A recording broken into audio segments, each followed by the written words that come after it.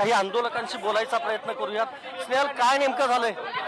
शिवभोजन थाळीला फक्त 200-250 करोड लागतात दर वर्षाला, तर तुम्ही का देत नाहीये? हे फक्त शिवसेनेने केलेली योजना आहे म्हणून एनसीपी आणि भाजपला टार्गेट करत आहे। चुकीचं आहे, शिवभोजन आहे म्हणून टार्गेट करत आहे। चालणार नाही, हे चालणार नाही। गरिबांना स्वस्त ठेवायचं नाही, गरिबांना न्याय दिला जात नाही असा आरोप थेट आंदोलकांनी केलेला आहे। आणि आता ही बस, आपण त्याच बसमध्ये त्या सगळ्या आंदोलकांना घातलेलं आहे आणि ताब्यात घेतलेलं आहे। महत्वाचं हेच आहे, ही बिलं नेमकी कधी दिली जाणार याची अजूनपर्यंत किती, तुमचं बिल कितीचं? 6 महिने झाले आम्हाला बिल मिळालेलं नाहीये, कारण आम्ही एकदम परेशान झालेलो आहे। लोकांना फुकाचं जेवण देऊ देऊ आम्ही परेशान झालेलो आहोत। त्या ठिकाणी आम्हाला बिल मिळालं।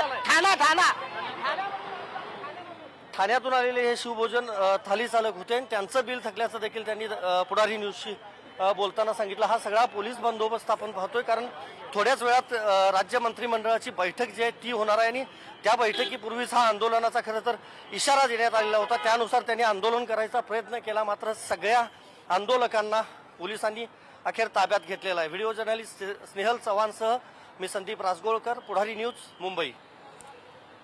तर आपण बघितलं, शिवभोजन थाळी केंद्रांवर उदरनिर्वाह करणाऱ्या हे सगळेजण त्यांचे चालक होते या सगळ्या केंद्रांचे, ज्यांचं म्हणणं आहे की आमची देयकं थकीत आहेत, त्यामुळे शिवभोजन थाळी केंद्र सुरू ठेवलं गेलं पाहिजे या मागणीसाठी त्यांनी हे आंदोलन केलं, मात्र त्यांची धरपकड करण्यात आली।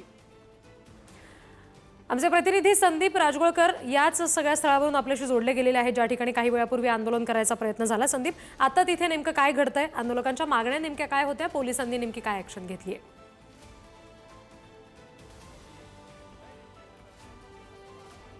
त्यामध्ये काही अपंग महिला देखील होत्या, ज्या व्हीलचेअर मधून आल्या होत्या, त्यांच्या हातात बॅनर देखील होतं, मात्र त्या सगळ्यांना पोलिसांनी ताब्यात घेतलं, कारण मंत्रालयाच्या गेटवर त्यांनी इशारा दिला होता। आणि आत्ताही आपण थेट दृश्य पाहतोय पुढारी न्यूजवर, मोठ्या प्रमाणामध्ये या ठिकाणी सगळा पोलीस बंदोबस्त जो आहे तो तैनात करण्यात आलेला आहे, कारण काही वेळापूर्वीच उपमुख्यमंत्री एकनाथ शिंदे हे मंत्रालयामध्ये दाखल झालेत, मात्र मुख्यमंत्री देवेंद्र फडणवीस अजूनही यायचे आहेत आणि ते येण्यापूर्वीच सगळ्या आंदोलकांना या पोलिसांनी जे आहे ते ताब्यात घेतलेलं आहे। बिलं अनेक थकलेले आहेत। पुढारी न्यूजशी बोलताना देखील सगळ्यांनी सांगितलं की बिलं थकलेली आहेत आणि आत्ता आपण पाहतोय मुख्यमंत्री देवेंद्र फडणवीस यांच्या गाड्यांचा जो ताफा आहे तो दाखल होतोय, मंत्रालयात दाखल होतोय, कारण दुपारी 12 वाजता राज्य मंत्रिमंडळाची बैठक जी आहे ती होणार आहे। त्या बैठकीच्या पार्श्वभूमीवर खरं तर हे आंदोलन होतं आणि राज्यातल्या अनेक शिवभोजन थाली चालकांची बिलं जी आहेत ती जी थकलेली आहेत ती बिलं लवकरात लवकर द्यावी अशीच मागणी होती आणि सगळ्या आंदोलकांना अखेर ताब्यात घेतलाय। सध्या फक्त मंत्रालय परिसरामध्ये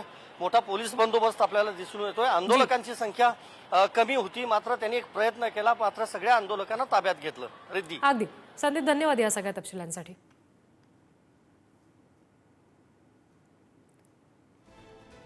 शिवभोजन थाळी चालकांचं हे सगळं आंदोलन होतं, आपण त्याची दृश्य बघतोय, अगदी काही क्षणापूर्वीची दृश्य आहेत। राज्य मंत्रिमंडळाची बैठक सुरू होण्यापूर्वी आम्ही आंदोलन करणार असा इशारा दिला गेलेला होता, त्यानुसार आंदोलनाचा प्रयत्न झाला, मात्र पोलिसांनी आंदोलकांना ताब्यात घेतलंय।